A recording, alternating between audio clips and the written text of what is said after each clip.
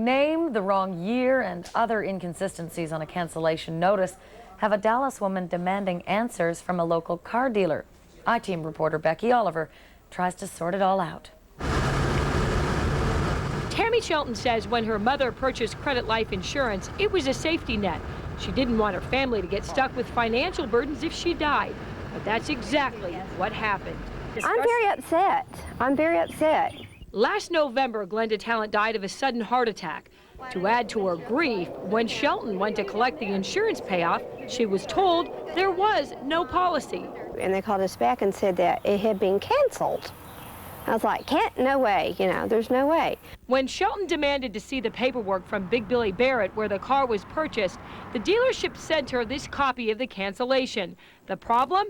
In two places, the year of the car is wrong. It's not a 93, but a 94. The purchase date is also wrong. The car was bought in May, not April. And on the cancellation form, it lists her mother's name as Linda. Her name was Glenda, and her last name isn't even spelled correctly. And you also have some problems with her signature here. You don't even necessarily believe that's her signature. Oh, it looks like a window painting.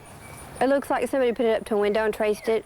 The reason for the cancellation was existing illness, but Shelton says that makes no sense because her mother wasn't even sick. When Shelton demanded to see the original document, no one, including the insurance company, could find it. If they want to pay off a car, they need to go find a 93 and somebody named Linda Talent. She's saying the name is wrong here, signature, purchase date. When we went to Big Billy Barrett looking for answers, management told us they'd need some time to research the file. 2 days later, they declined an on-camera interview.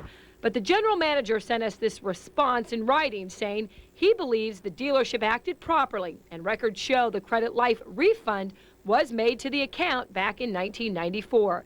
But Shelton says that refund was never reflected in her monthly car payment. That stayed the same. Attorney Robert Doggett says he believes the missing original document is the key. To give the excuse that all we have is a fax or a copy of a fax for a car that hasn't been paid off is fairly suspect. And to suggest that that document can't be found, that's awfully convenient for them. But I believe in this case they have the burden to produce that, and if they don't, then they ought to reconsider their position. Shelton says it doesn't add up that her mother would cancel her Credit Life when she carried the insurance on other cars and all of her major credit cards. She says it's been tough enough dealing with the loss of her mother. After the funeral and everything, I looked up at Wayne and I said, the only thing, we can look forward to is having the car paid off. And not even that happened. And it was just a comfort I was looking for. Right. And then I get, all this information and I see this and that's not her name and it's just not right. The insurance company and the lien holder admit that a confirmation letter was never sent out to Glenda Talent. Both say that's routine for their companies.